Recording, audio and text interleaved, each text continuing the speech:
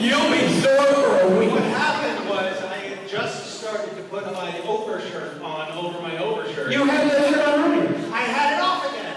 And then suddenly, and quite rudely and without asking, you said, our lead, your leader. And then I had the shirt halfway on.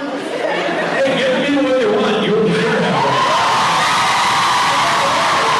You didn't tell me I was minding my own business watching TV on my phone backstage when you said something obnoxious like, the band is looking for you, or something like I'm supposed to be out here. So he really made me come here. I know. Then he made me come out here. You could have left me there watching TV until you were ready. What I said was, you're a prima donna. Yes. Everyone's been calling your name for the last 5 minutes. Correct. Get on stage. Right. Thank you, by the way. Yeah. I'm No one argued. There was no also because Misha controls whether or not I get paid. So obviously I jumped to it. Yeah, and things are not looking great for you and your family this weekend. There's going to be a government shutdown on this stage. Man, pictures are not going out. All right, ladies and gentlemen, Misha Collins.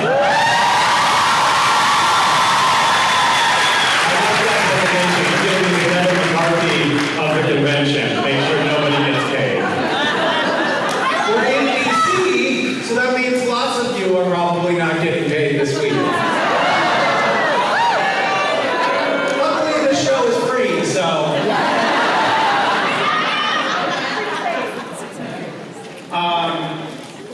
Hi, everyone. Nice to see you. You may notice that we are wearing KristaCon shirts.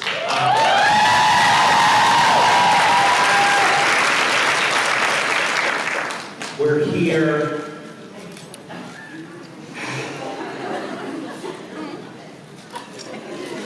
I was not going to do that. We're here celebrating our dear Krista. We're so glad that you came and spent this time with us, and so much time with so many years.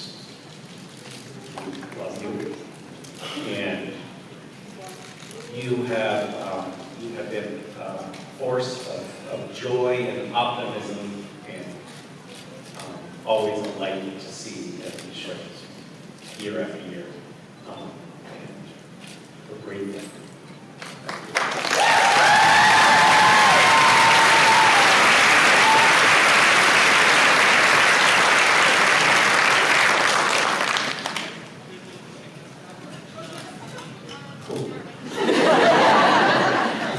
I was putting on my shirt in the green room, and I was reminded, we used to do this in the 90s. I did this. I thought it was cool to put a t-shirt on over a button. I thought it was. But then I saw myself in a mirror just now in the bathroom. I see that it's not cool. But I do it for you. And also because I'm too lazy to take the other shirt off.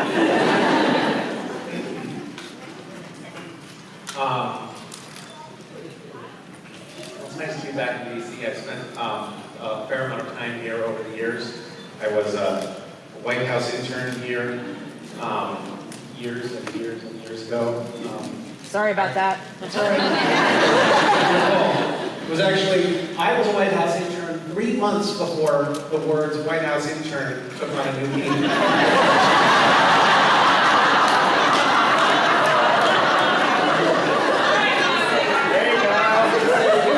There was some sexism that happened, and I saw it.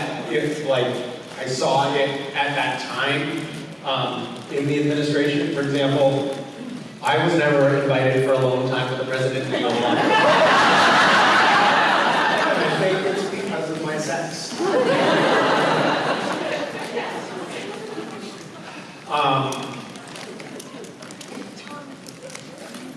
What else do I want? I have a dear friend here, Dave. Sorry. Where? Oh, there he is. I said, find Dave a seat, but apparently they were like, nah.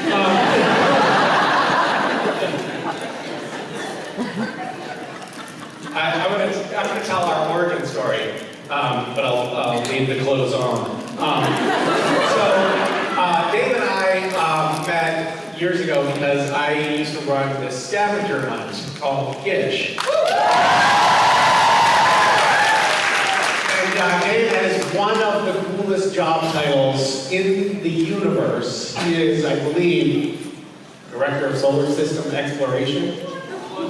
That's how I remember it. For NASA. So he's in charge of things like little things like the rover program. Yeah. Is he the Dave I tried to find for Snacks for Voters? Snacks for voters? I don't know who you tried to find. So Dave, working at NASA, and one year I had an item in the hunt that was get an astronaut on space who is currently on the space station to hold up a sign with your team name on it. And at the time, they had Wi-Fi somehow on the space station. I don't know how that's possible because I still can't get Wi-Fi working at my house. But they have Wi-Fi on the space station, and all of the astronauts are egotists, so they have social media. So all of the astronauts on the space station were getting inundated with messages from Gishers saying, please take a sign, draw a picture of my team and take a picture. And so NASA posted on its official Twitter feed, we understand that you have a scavenger hunt to do, but our astronauts have real work to do. Please leave them alone. NASA told us to leave them alone. So the next year in the hunt, I put an item in the hunt that said last year NASA told us to leave their astronauts alone. We know that they've been kicking themselves all year for that rash decision. Get Gish written in space using NASA's help. And so, once again, NASA was inundated with requests for help. One of them was from William Shatner, who had now become a Gisher himself, because I think he had seen there's this weird phenomenon. This is a lot of backstory, I'm sorry, but we still haven't even gotten to Dave. But let me tell you about Dave, and then I spent 15 minutes talking about myself. So, William Shatner had seen on the internet this thing that happened, which was called the Misha apocalypse. And what it was I had been on stage at Comic-Con. Do you know the expression deer in a headlight? Well, this photo had been taken of me on stage at Comic-Con, and it was more like drug addict in the headlights. My eyes were popping out of my head, I looked pasty and horrible, and somehow some fan was like, everyone should change their avatar on social media to this horrific photo of this man that looks like his head's about to pop. And it became this thing where really weirdly, 100,000 people did that. And then William Shatner was like, wait a minute, I want that kind of attention. And next thing you know, he's participating in Gish. So when William Shatner, though, reaches out to NASA and says, hey, could you help me with this thing? All of a sudden, NASA's like, what can we do for you, Captain? And so Dave ended up running it up the flagpole at NASA, and apparently it actually had to go to the director of NASA because it's a weird violation of private public partnerships or something. But NASA that year posts on its Twitter feed that they have officially named a mountain on Mars Gishwitz.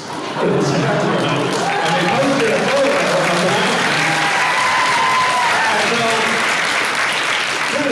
The next year, I believe you were actually on William Shatner's team, and things have sort of degenerated from there. But one of the first times we met was actually the second time we met was here in DC, and we had tight schedules. But you were like, hey, well, you know what? Your hotel is not far from where I am. I can pop by to your hotel. I had my son Wes with me, who was I believe 4 or 5 at the time. He was 5, and Dave did a really cool thing for a kid.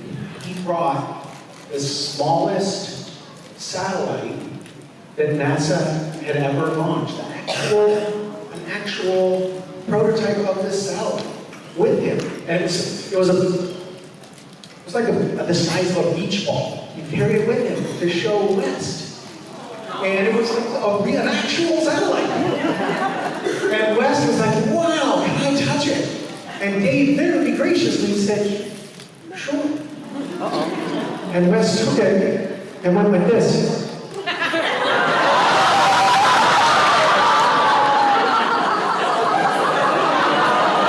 Yeah, Dave's nodding.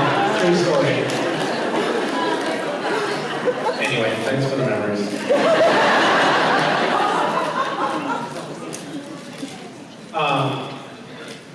Okay, I guess I'm not going to let you ask any questions today. I'm sorry about that. Rambling on.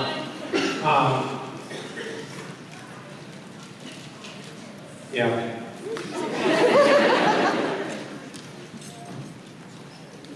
Bob Garfield, are you here?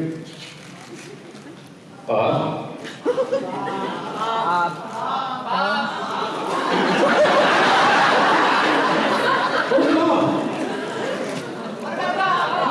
That's the next dish. Did you ever find Bob for me? Shit. He was here earlier. I think he got bored. All right. Do you want to ask me a question?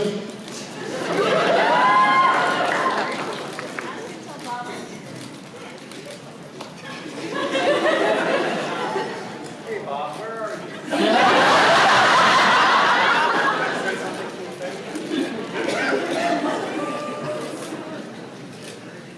Hi. Hi, Misha. I'm Ethan. I flew from Miami. So Hi, Ethan. About me. My question, so I did Gish back in 2013, 2014. Back in the beginning? Yeah, that might have been massive times, actually. Yeah. My question is, what is one of your favorite absurdist items from Gish?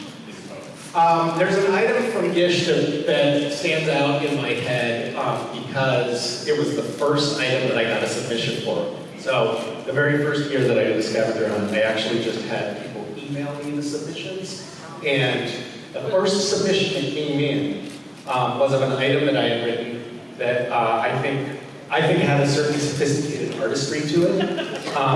It was cover yourself head to toe in cotton candy. Leave your face exposed, but cover your face in red lipstick.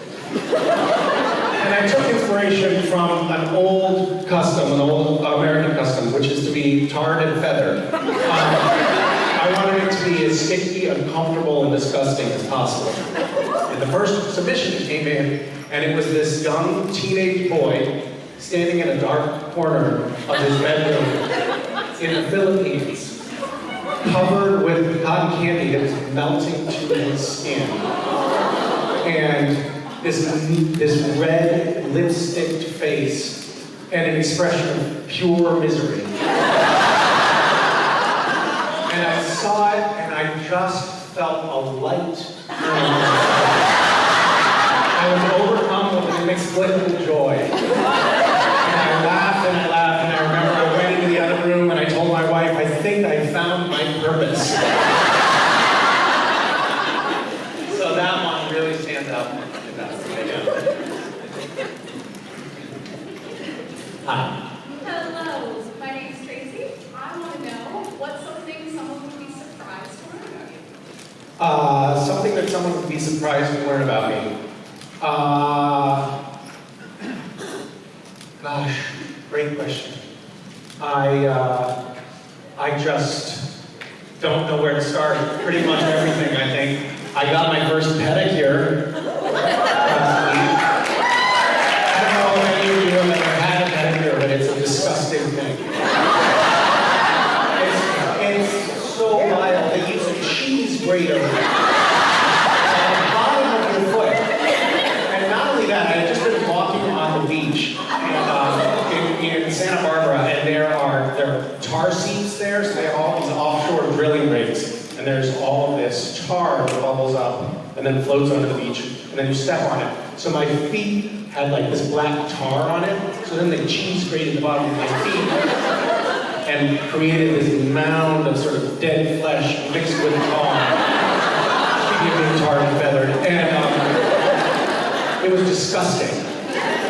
But then afterwards, I walked with no shoes on the floor, and I could feel sensation in my feet for the first time.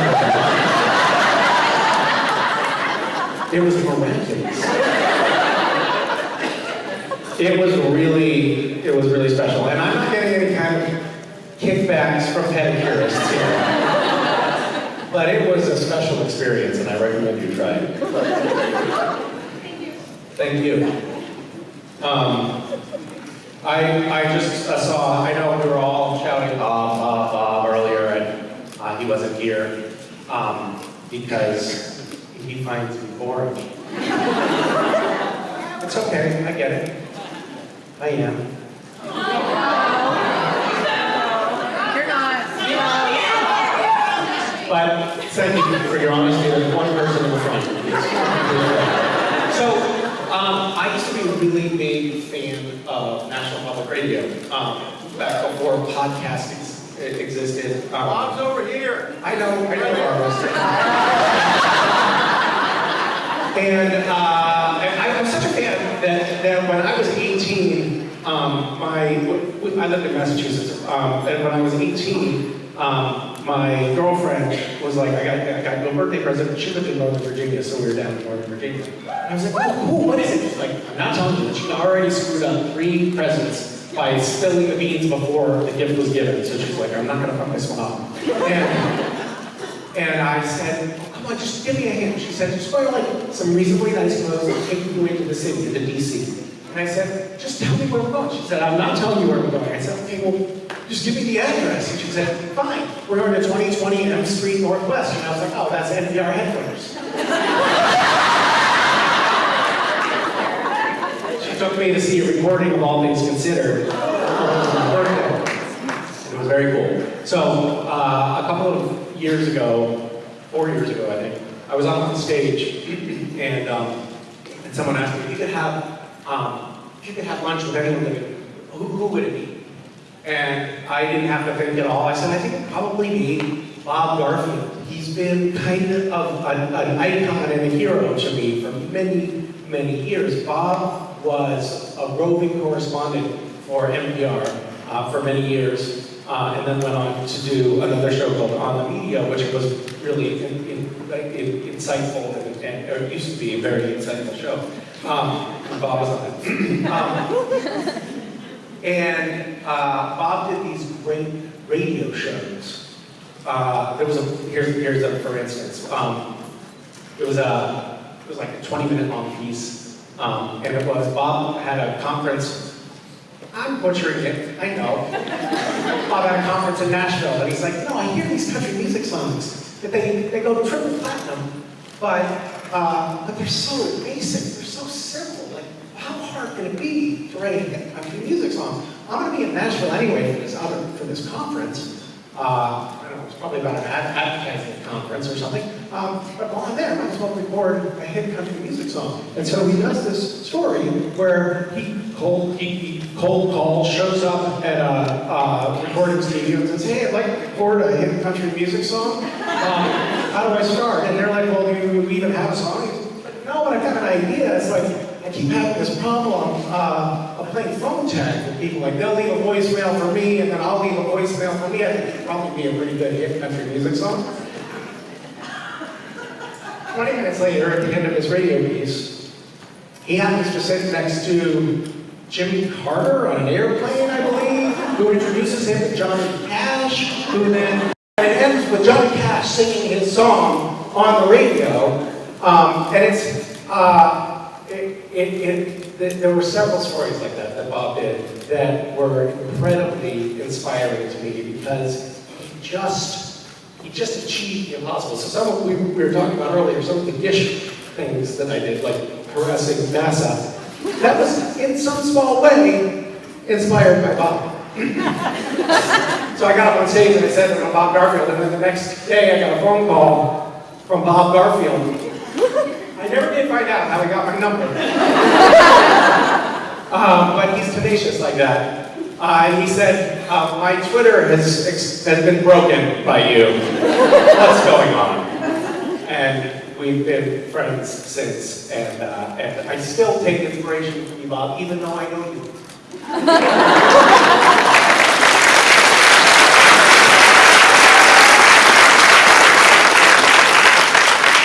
Misha, I have a question. Yes, sir. Do you validate parking? No. Sorry.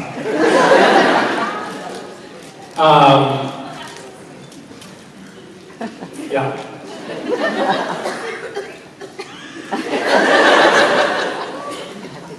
I was going to get you up on stage and interview you, but maybe I'll just come down and interview you.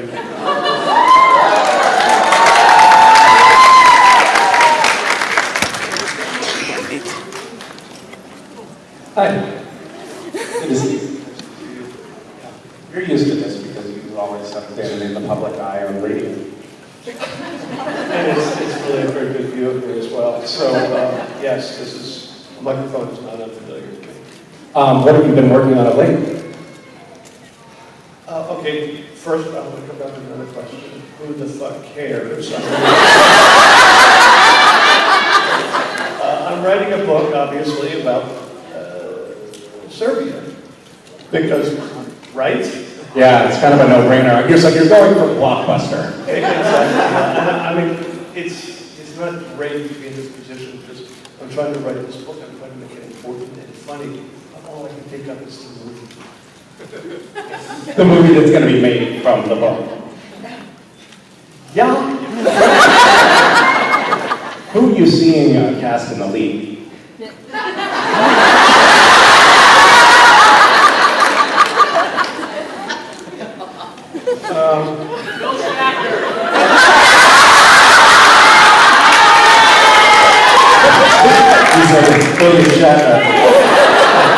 Touche.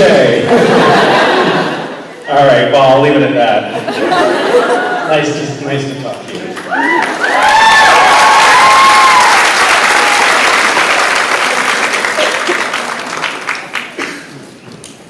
Can you say hey, ass No, I can't say anything. Because it's a violation of the Screen Actors Guild requirements. I'm not allowed.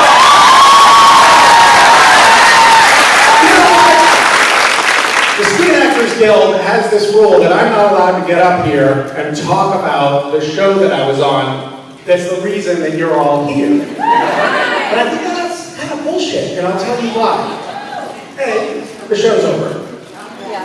B, whenever I talk about it, I defame it.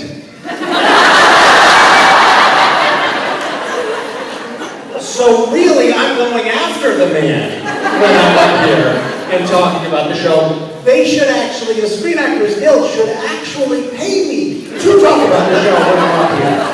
Because I make it look bad. It's not promotion, it's demotion that I do. Don't boo me. Hi. Hi, Misha. I'm Samantha from New York. Hi, Samantha from New York. I wanted to ask you, what is your funniest parenting moment? My funniest parenting moment? Oh gosh. I don't think I have any funny parenting moments. My children are very serious and thoughtful.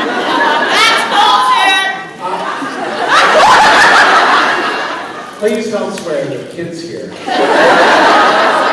fucked up.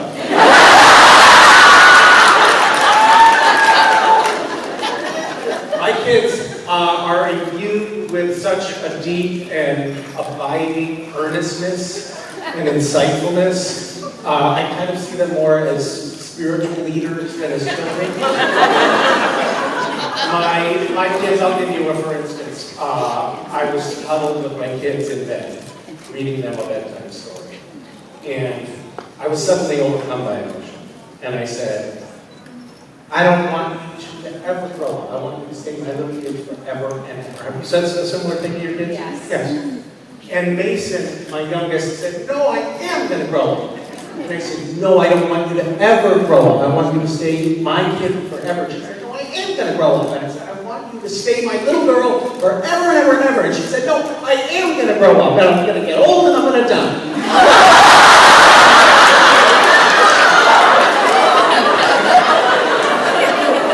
Wise words.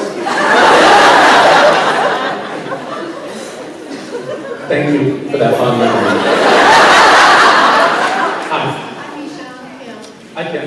You do a lot of charity work, and was there anything, a specific event in your life that drove you to take that path, or was it just? Well, I would say that when I was young, I grew up quite poor, homeless at times, and at times my family really depended on the kindness of others, and small things that other people did for me made a profound impact on my young life. There was this old man named Mr. Haggis who was on my paper route, and one day when I was shaking him down for the payment for the week's papers, he took me and my little brother who was tagging along with me in, and he was like, where are your parents? And somehow he pried out of us that my dad lived across the state, that we lived with our mom, and you could probably see from the fleas jumping off of us that we were poor. And he was a grandfather at the time, and he just took us under his wing, and he sort of became a surrogate grandfather for us, and opened up his little garage shop for us, and taught us how to make electric circuits, and build bottles with balsa wood, and taught us Chinese, and would take us out to lunch at a restaurant once a week. And all of those things were incredibly impactful to me. And it was the kindness of a stranger, really. I mean, he became a friend, but there were other moments like that in my childhood where people did. My mom and I were camped out on the side of the road, and in a tent, and someone stopped with a pickup truck and was like, what are you doing in a tent on the side of the road? And we were, whatever. That doesn't matter. Point is, we were in a tent on the side of the road. They put us up in a motel, and they gave us a gift certificate to Abdow's Big Boy for $14, which was like so much money. Right. We had so much French fries. And that stuck with me, you know? And I have seen through starting at Random Acts and all of the projects that we've carried out there, some of them large, some of them small, that the acts that we have done can have a lasting impact. And actually, sometimes we manage to save lives. There's another guy that I met here, Mo. Mo, you're probably not still here. Oh, he is. Mo, so Random Acts and Mo and just worked together to bring an Afghan family into the U.S. Just yesterday they showed up, right?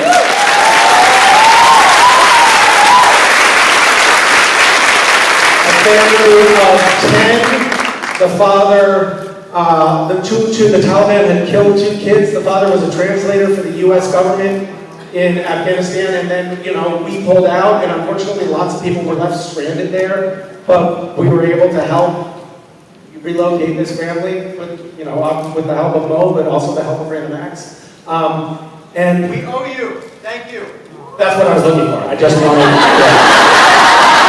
my God, how long do I have to talk before I say that?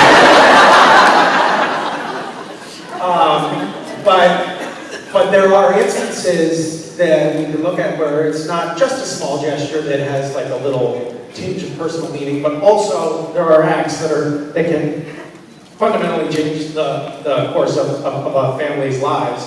And sometimes all it takes is paying attention, looking for the opportunities to do these things. And sometimes it's on a scale that is so daunting that it feels like you want to throw your hands up and be helpless about it. I was just in Ukraine this summer, and working on raising awareness about the huge problem in Ukraine. Ukraine now has an area the size of the United Kingdom that is infested with landmines and unexploded ordnances. And it's going to take billions and billions and billions of dollars to clear that land. But it has to be done. And so every little bit that we can do to move the needle on that project will help. You know, if we raise $50,000, that might mean 5 kids don't lose a limb when they're outside playing in the woods. And that's well worth the effort. I don't know. I don't know why I do it. Mostly just for the acknowledgement, I think. Thank you.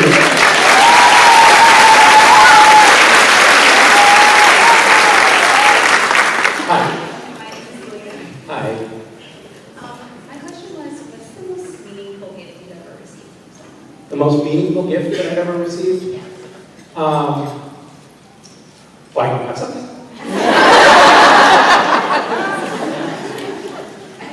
I'm sure that this is not the right answer, but often when I'm up here, in the interest of expediency, I just say the first thing that pops into my head. When I turned 5, my mom's friend, Dennis, he had gone to prison, and the only job he could get was as a trash picker on the side of the highway. You see those guys with the garbage bag and a little, spear? And he drew me this little picture in colored pencil on a little scrap of paper about this big. And it was of him in a raincoat with his little trash picker and trash bag. It said, "I didn't mind working in the rain today because it's Misha's birthday." Aww. I was 5. And when I was 16, our house burned down. And he had died of AIDS 10 years before, something. He died of AIDS several years before.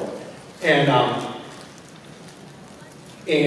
the first thing I thought when the house burned down was, "Fuck that drawing!" Somehow it had a poignancy to me. That was beautiful. Thank you.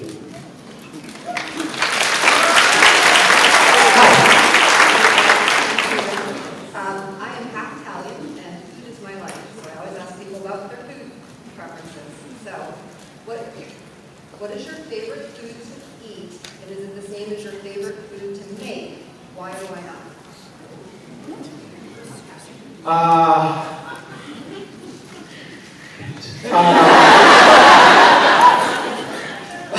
Sometimes the first thing that pops into my head is my mind's a blank, my mind's a blank, my mind's a blank. I like Wrote a cookbook! let's be honest, that cookbook had a ghostwriter. I just showed up for the photo ops. I like cooking for my kids because it brings me joy. Cooking is a way that I convey love. And so, for example, even on a school day, I always cook something for the kids, even if it's gonna be, we're gonna be rushing in the morning. I love making grilled cheese sandwiches. Not grilled cheese sandwiches, egg and cheese sandwiches. I forget grilled cheese sandwiches. I like making egg and cheese sandwiches for breakfast.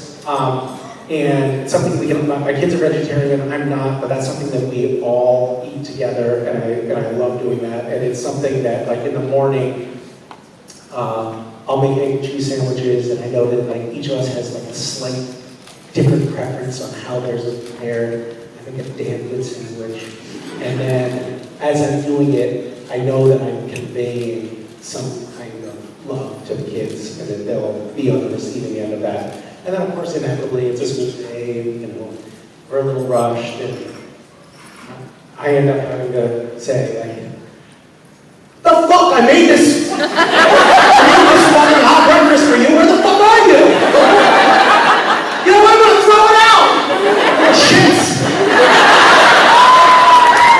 But they know.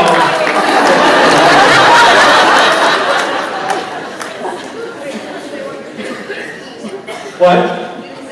Well, I love eating that. It's not I'm probably say salmon or something boring like that, but I'm going to just stick with egg and cheese because it makes a better story. Hi. Misha and Bill from Ohio. Hi, Bill. First up, I've been our huge Misha egos. Oh, that's nice to hear. What are your go-to podcasts right My go-to podcasts right now, you know what? I've been a little burnt out on podcasts. I feel like a lot of the podcasts that I really loved ran out of steam or are now rehashing a lot of the same ideas, and I get a little bit frustrated by that. I don't love podcasts where like celebrities are being interviewed, because usually they haven't asked me to be interviewed. I used to love Radiolab because I thought it was like it was very inventive in terms of not only the content, but the structure, and particularly the audio mix. It was always kind of a brilliant mix in sound. The editing was great. If you haven't listened to Radiolab in the early years, most of those stories still hold up. And there's a spin-off of Radiolab that I also like about the Supreme Court called Radiolab spin-off about the Supreme Court. More perfect. Well, thank you. More perfect. Thanks, Bob. Yeah. Thanks. Hi. Hi, I'm Lee from DCCon, and my wife is a percussionist and drummer, and she mostly does. I'm so sorry. She mostly does musical theatre, so I was wondering what your favourite music is. What my favorite music is? Musical. Musical. You know what I'll tell you? I'll tell you it's not Hamilton.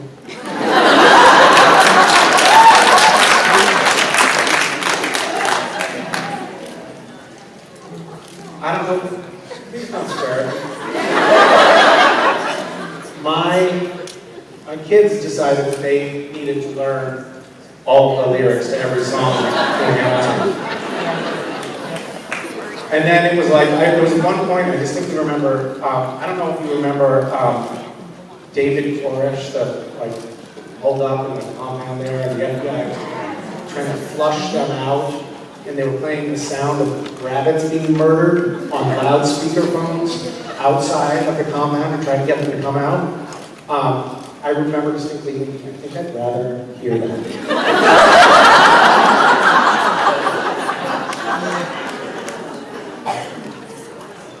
You know what's another sound that I don't love? My ex, she read in some parenting journal, the trick to getting to sleep in the morning was to have special toys for the kids that they can only use when you're sleeping and they're awake, so that they don't come in and bother you, because now this is their special time when they get these special toys. She got them a few toys for that purpose, one of which was a karaoke machine. You just puzzle that out a little bit. And she didn't put all the pieces together. Cool. Hi. Hi, Misha. I'm Hannah from Pennsylvania. Hi. I like that everybody's giving their origin story, too. I felt like I just should. Yeah, glad you did. But I was just wondering, what's your favorite activity to do with your kids? This is so great. It's like such a reprieve from talking about the show. Now we can just talk about nothing. My kids, well, my son is completely obsessed with chess. And so much so that a friend of mine, a very smart friend, came over, went to Yale, this guy, came over and saw the chessboard and he was like, oh, chess, huh? This guy's my age. What's the chess? And I was like, not really. Actually, maybe if I'm blindfolded. And then Wes proceeded to beat him. So, this is an activity that I do with Wes, but I don't like it because it's demoralizing. He'll start with just a king and pawns and still beat me. Mason likes to paint and draw, and she has decided she would like to paint everything in the house. So, light switch covers, sinks, toilets. Our toilets have, they have eyeballs painted on them. And the words, "I am watching you." I've also put hidden cameras in there. She doesn't even know about it. But I enjoy being graffiti artists around our rental, which is going to be a costly place to move out. Yeah. Thanks. Hi. Hi, Misha. I'm Bree. My question is, what 3 items would you buy together in the store to freak out the cashier the most? To do what? To freak out the cashier. To freak out the cashier? Hi! I got it. Calm down. Like you're translating. Why have you recently had this experience? No, I've never done it, but I know what it is. There's something you want, and you're like, I don't know, it's just gonna freak them out so much. Can I buy the lube and the carrots at the same time?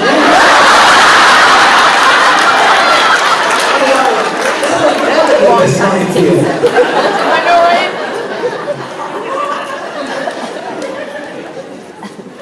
I actually did that. I went to a Target, and they happened to have my book. I happened to see my book on the shelf, and they had this I'm not proud of this. They had a clearance section with cardboard cutouts of the characters from Supernatural, including mine. And so I walked out. Cardboard cutout of myself, and I put it on the belt for the cashier, partly just looking for the reaction. And all I got was just a sneer as it went by. There was no recognition. Probably partly because, the photo had been taken 20 years ago. Yeah. What would you buy? Now I'm curious. Trash bags, rope, and a copy of These Days Are Great.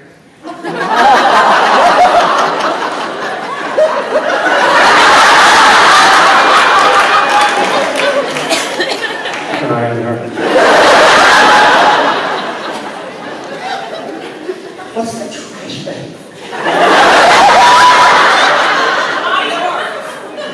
Stick around and find out. Don't tell me. Hi.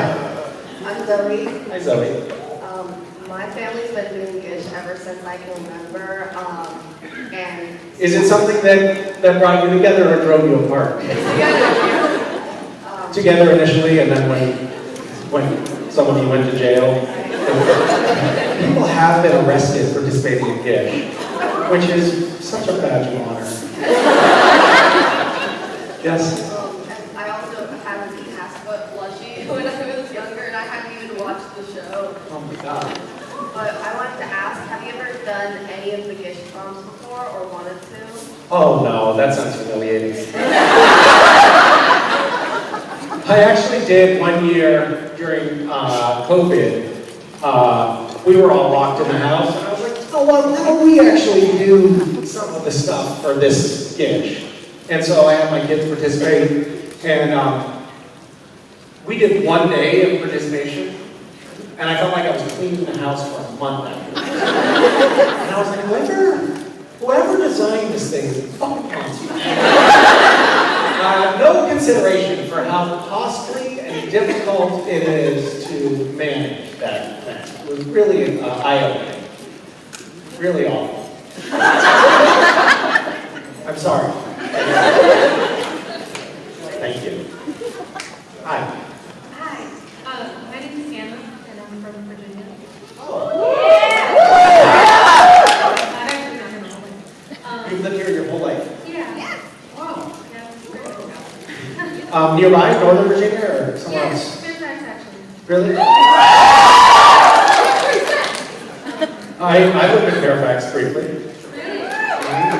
It was back in 1995, and it was in the cheapest apartment that I could find. I thought it was an apartment. It wasn't an apartment. It was a rooming house with a lot of people who were struggling with mental health issues. All men, mostly veterans. and we shared a very tiny cockroach-infested kitchen and a bathroom. It was awesome. It was really awesome. My ex's family lived in McLean, Northern Virginia, and so I would come down here. She said, why don't you come down? It was like the second year we've been together. Why don't you come down and visit? So I came down in the summer for a week.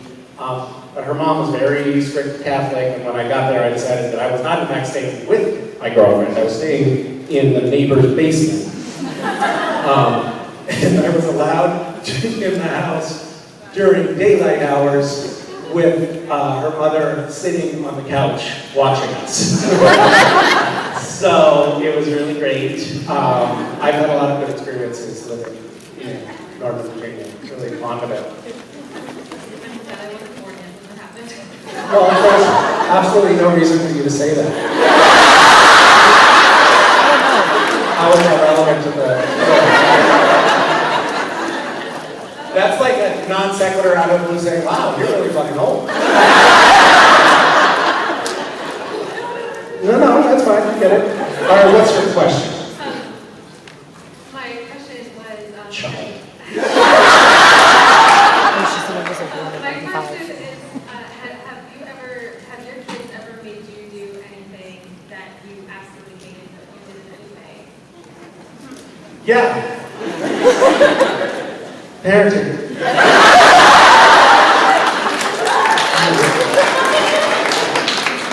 I'm still doing it, in fact. My kids are actually sort of here. I brought them with me this weekend to Baltimore. They're visiting my 99-year-old grandmother right now. She's watching them for the day. I'm hoping that the retirement home that she lives in is still standing when I get back. She hasn't been out of bed in 7 months, so I'm not sure how this is really going. I didn't make it all the way through, but...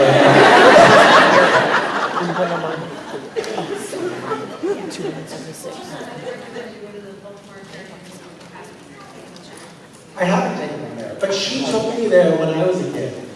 Yeah, it is great. I mean, it was great. I don't know if it's still there, but... It's still great. Yeah. Hasn't changed. Yeah. Right, because you were probably at the aquarium yesterday. Because you're a child. You're 25? Yeah, that's what I said. Thank you. Hi. Oh, where Mass are you from? Oh, Pittsfield is the Pitts. So yeah. So my question is, You are a competitive ballroom dancer. I am actually just did a routine very dressed as a wearing convention. Really? So I'm always looking for new songs. So what's some of your favorite songs that you use For ballroom dancing? That's a great, well, I think a song that would be really nice is, there's a song by Peaches called Fuck the Pain Away.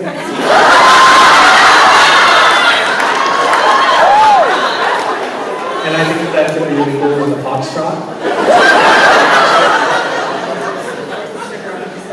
Yeah, I can't wait to see that video.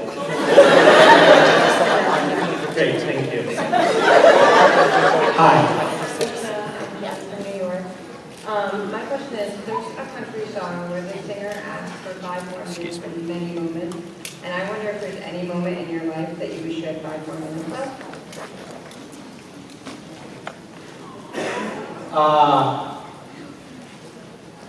Are you trying to make me cry? It doesn't have to be like a super emotional moment. It could just be like a fun moment. It's something I think about a lot is, I think it's partly due to parenting, just noticing the moments that might be the last moments of this particular thing. There was a moment that I had a couple of years ago, and it was one of those touchstones that I noticed, like, oh, this is gonna be the last moment of this. And it was my daughter, for years past when it would be normal, she would always say, Dad, can you wipe me?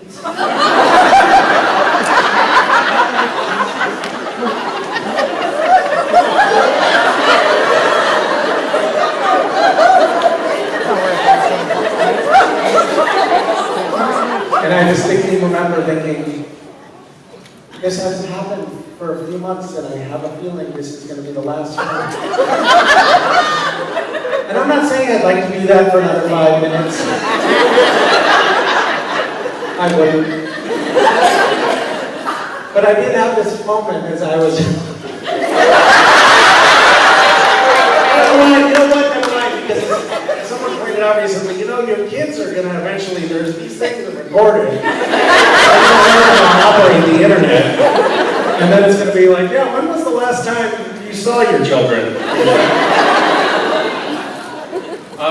Well, they created a YouTube account back in 2024, and it's been 6 years. Thank you. Hi. Hi, Misha. My name is Sally. I'm from Pennsylvania. Hi. Hi. Thank you for everything you do for everybody. Really appreciate it.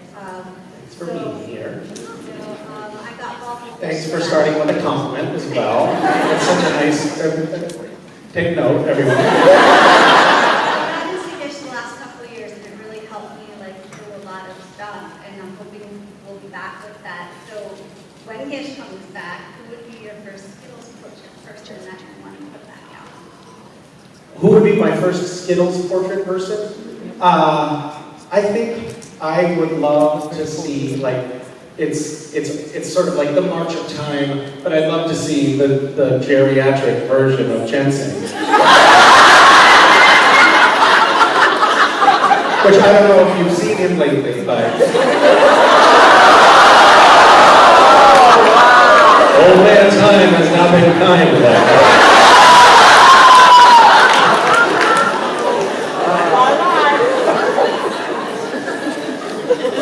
Don't mention that I said that.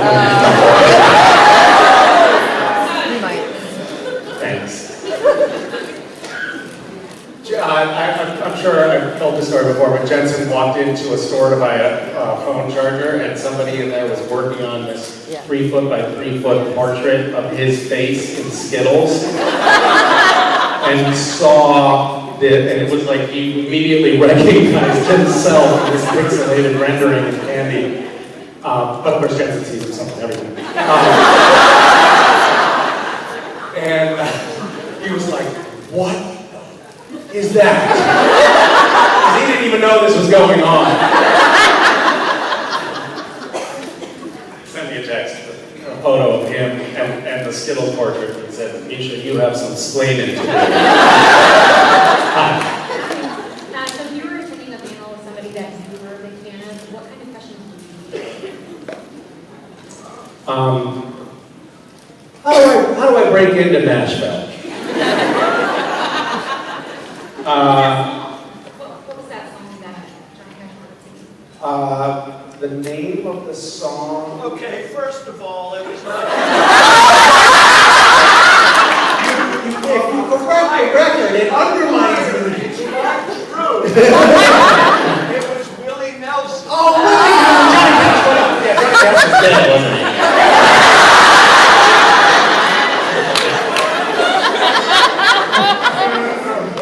These are nuanced details.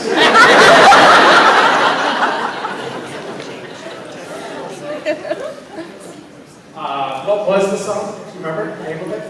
Do I remember? Do I remember the song I wrote that Willie Nelson?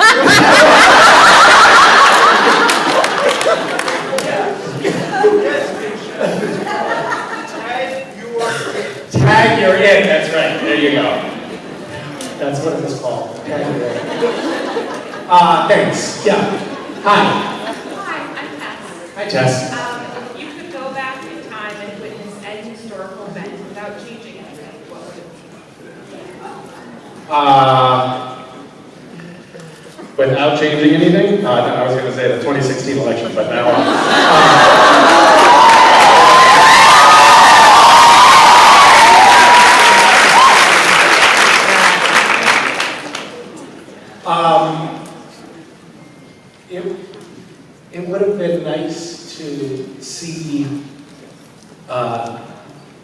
Eve, eat that apple.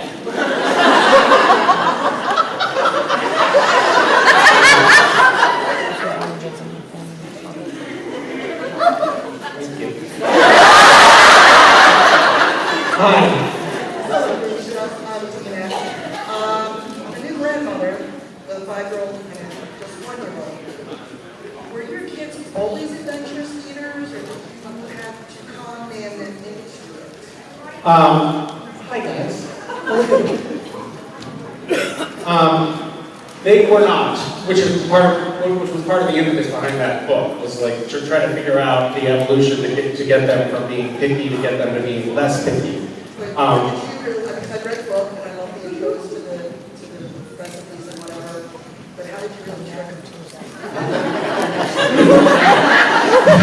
I read your book, and it's got all of these tips, like best practices for child psychologists, but we all know that's a bunch of bullshit. You bribed them. How did you do it?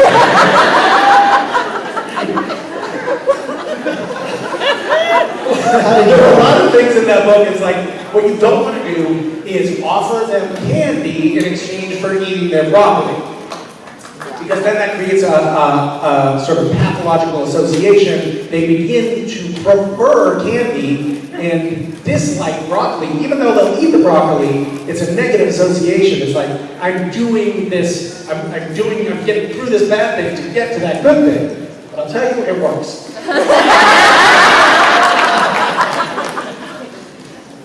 Is that it? That's not the last question? I guess so. That was my last question. Well, goodbye, everyone.